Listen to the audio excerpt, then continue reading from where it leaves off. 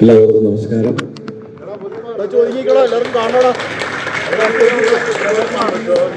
സത്യം പറഞ്ഞാല് ആദ്യം എനിക്ക് തന്നെ മൈക്ക് തരുമെന്ന് ഞാൻ വിചാരിച്ചില്ല. പെട്ടെന്ന് ടെൻഷനായി പോയി. കാരണം എല്ലാവരും ഒക്കെ സംസാരിച്ച് കഴിഞ്ഞിട്ടാണ് ഇതുപോലുള്ള ഫംഗ്ഷനിൽ നമുക്ക് ലാസ്റ്റാണ് മൈക്ക് കിട്ടാറ്. ഇപ്പൊ ഇവിടെ പറയുണ്ടായി ഒരുപാട് പൊട്ടിച്ചിരിപ്പിക്കുന്ന സിനിമയിലെ നായകൻ കേട്ടപ്പോൾ വലിയ സന്തോഷമുണ്ട്. പക്ഷേ 91 മുതൽ ഞാൻ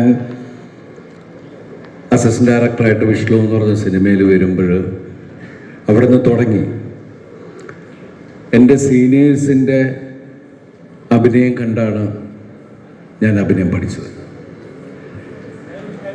അന്ന് ലാലേട്ടൻ്റെ മുമ്പിൽ ക്ലാപ്പ് അടിച്ച് തുടങ്ങിയൊരു സിനിമ ജീവിതമാണ് എൻ്റേത്.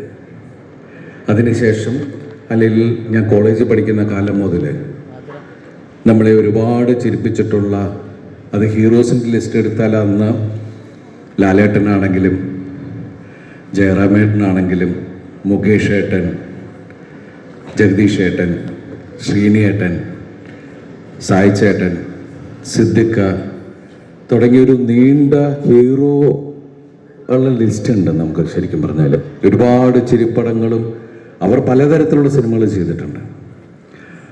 അതുപോലെ തന്നെ നമുക്ക് ഏറ്റവും ഇഷ്ടപ്പെട്ട നമ്മളെ വിട്ടുപോയ ഒരുപാട് ആളുകളുണ്ട്. വേണുവേട്ടൻ, ഉണ്ണിയേട്ടൻ, ഇന്നസെൻ്റ് ഏട്ടൻ, മാളച്ചേട്ടൻ, ബഹദൂർക്ക തുടങ്ങിയ ഒരുപാട് ഒരു അനീഫിക്ക.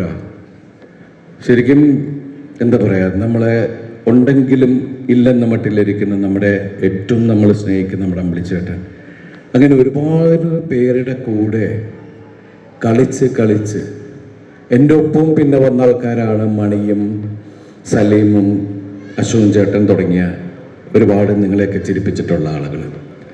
അവരുടെയൊക്കെ കൂടെ കളിച്ച് ചിരിയും കരച്ചിലൊക്കെ അവരിൽ നിന്നാണ് ഞാൻ പഠിച്ചിട്ടുള്ളത്. ശരിക്കും പറഞ്ഞാൽ ഇവിടെ വേദിയിൽ ഇത്രയധികം സിനിമ ചെയ്യാൻ എനിക്കുണ്ട് ഒറ്റയ്ക്കാവില്ല. ഇവരുടെ എല്ലാവരുടെയും സപ്പോർട്ട്. ഞാൻ മലയാള സിനിമയിൽ വന്നപ്പോൾ എനിക്ക് ആദ്യം ഉണ്ടായിരുന്ന ഒരു പേടിയുണ്ടായിരുന്നു. കാരണം ഞാൻ അസിസ്റ്റന്റ് ഡയറക്ടറായിട്ട് വർക്ക് ചെയ്യുന്ന ഒരു ആക്ടറായി മാറുമ്പോൾ ഈ ആക്ടേഴ്സ് എന്നോട് എങ്ങനെയായിരിക്കും പെരുമാറുക എന്നുള്ളൊരു വലിയൊരു പേടി എനിക്കുണ്ടായിരുന്നു.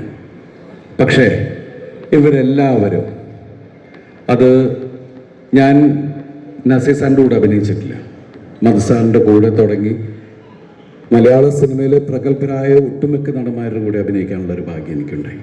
പക്ഷെ അവരോരോരുത്തരും വളരെ ആത്മാർത്ഥമായിട്ട് എനിക്ക് പറ്റിയിട്ടുള്ള അല്ലെങ്കിൽ ഞാൻ അഭിനയിക്കുന്ന സമയത്തുള്ള തെറ്റുകളോ അല്ല അതെങ്ങനെ ചെയ്യണമെന്ന് പഠിപ്പിച്ച എൻ്റെ ഗുരുസ്ഥാനത്തുള്ളവരാണ് എൻ്റെ സഹപ്രവർത്തകർ.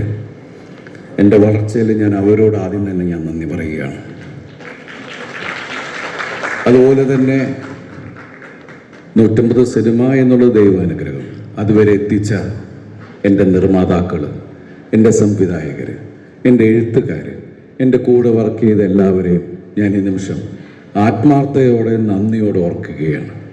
കാരണം ഞാൻ ഒറ്റയ്ക്കല്ല ഉറക്കൊളച്ചത്. എൻ്റെ കൂടെ എൻ്റെ കോ ആർട്ടിസ്റ്റുകൾ, എൻ്റെ ഡയറക്ടേഴ്സ്, എൻ്റെ റൈറ്റേഴ്സ് എല്ലാവരും, എൻ്റെ ടെക്നീഷ്യൻസ് എല്ലാവരും, അപ്പം അവരോടൊക്കെ ചേർന്ന് നിന്നിട്ടുള്ളതാണ് എൻ്റെ വിജയം. ഇന്ന് സർവശക്തനായ ദൈവത്തിൻ്റെ അനുഗ്രഹം കൊണ്ട് പ്രിൻസ് ആൻഡ് ഫാമിലി എന്ന് പറഞ്ഞ സിനിമ അതിൻ്റെ 60ാം ദിവസം ആഘോഷിക്കുന്നു. നേരത്തെ ആയിരുന്നെങ്കിൽ ഇത് 120, 150 ദിവസവും ആണ് നമ്മുടെ കണക്കിലെടുക്കുന്നത്. കാരണം ഇന്ന് നമ്മൾ സിനിമയ്ക്ക് 25 ദിവസം, 30 ദിവസം എന്ന് പറയുന്ന ഒരായുസാണ് ഒരു സിനിമയ്ക്ക് വയ്ക്കുന്നത്. അത് കഴിഞ്ഞാൽ ഉടൻ തന്നെ അത് ചിലപ്പോൾ നമുക്കത് OTTയിൽ കാണാം, ചിലപ്പോൾ നമ്മളത് കണ്ടില്ല എന്ന് വരും. അപ്പോൾ അങ്ങനെയുള്ളൊരു സിനിമയ്ക്ക് അനുകൂലമായ സാഹചര്യമാണോ പ്രതികൂലമായ സാഹചര്യമാണോ നിൽക്കുന്നതെന്ന് എനിക്ക് ഒരു ഈ അവസരത്തിൽ അങ്ങനെ പറയുന്നത് ശരിയല്ല. പക്ഷെ എന്നാലും ഇന്നത്തെ ഒരവസ്ഥയിൽ ഒരു സിനിമ വലിയ വിജയമാവുന്നത് വലിയ കാര്യമാണ്. അതിൽ ഒരു ഭാഗമാവാൻ സാധിച്ചതിൽ നന്ദി പറയുന്നു, പ്രത്യേകിച്ച് ലിസ്റ്റിനോട്. കാരണം മാജിക് ഫ്രെയിംസിൻ്റെ കൂടെ ഞാൻ ആദ്യമായിട്ട് ചെയ്യുന്നൊരു സിനിമയാണത്. ലിസ്റ്റിൻ എടുത്തൊരു വലിയൊരു റിസ്ക് ഉണ്ട്. ആ സമയത്ത് എന്നോട് ഞാൻ കഴിഞ്ഞ ഒരു ഫംഗ്ഷനിൽ പറയണ്ടായി, ദിലീപ് ഏട്ടൻ്റെ സിനിമകളുണ്ട്, ഞാൻ ഒരുപാട് ചിരിച്ച് എൻ്റെ ബാല്യം അല്ലെങ്കിൽ എൻ്റെ വളർച്ച ചെറുപ്പമായിരുന്ന സമയത്ത്, എന്ന് വെച്ചാൽ അദ്ദേഹം വാർദ്ധക്യത്തിലെത്തിയെന്നല്ല ഞാൻ പറയുന്നത്, ആ എൻ്റെ ചെറുപ്പക്കാലം മുഴുവൻ ഗംഭീരമാക്കി തന്നത് അതിലെടുത്ത് പറയേണ്ട ഒരാളാണ് ദിലീപ് ഏട്ടൻ. ദിലീപ് ഏട്ടനെ വെച്ച് ഞാനൊരു സിനിമ ചെയ്യുമ്പോൾ ആ സിനിമ അടിക്കണം എന്ന് വെച്ചാൽ അത് വിജയിക്കണം എന്നുള്ള അദ്ദേഹത്തിൻ്റെ ഒരു എന്താ പറയണത് ആത്മവിശ്വാസം, ഇത് ഗംഭീരമാവും. അതുപോലെ തന്നെ അതിനുവേണ്ടി പ്രയത്നിച്ച ഞാൻ അവരെ സഹോദരങ്ങളെന്നേ പറയുള്ളൂ. കാരണം ജീവിതത്തിൽ ഒരാവശ്യം വരുമ്പോൾ കൂടെ നിൽക്കുന്നവരാണ് അവർ. എനിക്ക് വേണ്ടി എന്താ പറയുക, ഷാരീസാണെങ്കിലും ബിൻഡോയാണെങ്കിലും അവരാത്മാർത്ഥമായിട്ട് അവരുടെ ഒരു അർപ്പണബോധം ഈ സിനിമയിലെ എല്ലാ കഥാപാത്രങ്ങളെയും അവർ അളന്ന് കുറിച്ചാണ് അവരത് ഈ സ്ക്രീനിൽ വരുത്തിയിരിക്കുന്നത്. എല്ലാ കാര്യത്തിലും അവർ ഇടപെട്ട് എല്ലാ കാര്യങ്ങളും ഭംഗിയായി ചെയ്തു. ഇതിലെല്ലാ കലാകാരന്മാരും കലാകാരികളും എല്ലാം ആ സംവിധായകനനുസരിച്ച് ഈ സിനിമ ഗംഭീരമാക്കി. അതിലെടുത്ത് പറയേണ്ട ഒരു താരം, ഞാനിതിലെ കഥ കേട്ടപ്പോൾ പറഞ്ഞത്, ഈ പടത്തിൻ്റെ ഹീറോ എന്ന് പറയുന്നത് ശരിക്കും പറഞ്ഞാൽ റാണിയ ചെയ്ത ആ ക്യാരക്ടറാണ്. ആ കഥാപാത്രം മോശമായാൽ ഈ സിനിമ ഭയങ്കര കുഴപ്പമാണ്. അപ്പോൾ പ്രത്യേകമായിട്ടുള്ള, കാരണം റാണിയയുടെ ആദ്യത്തെ സിനിമയാണിത്.